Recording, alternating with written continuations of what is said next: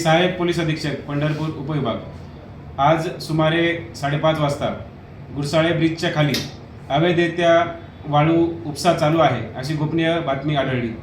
त्या गोपनीय माहितीच्या आधारे आम्ही आमची सब डिव्हिजनची टीम त्या ठिकाणी रवाना केली आणि त्या ठिकाणी 2 आरोपी व त्याचबरोबर एक JCB, एक टिपर, एक ट्रॅक्टर व एक मोटरसायकल आणि 25 ब्रास वाळूचा साठा त्या ठिकाणी आढळला।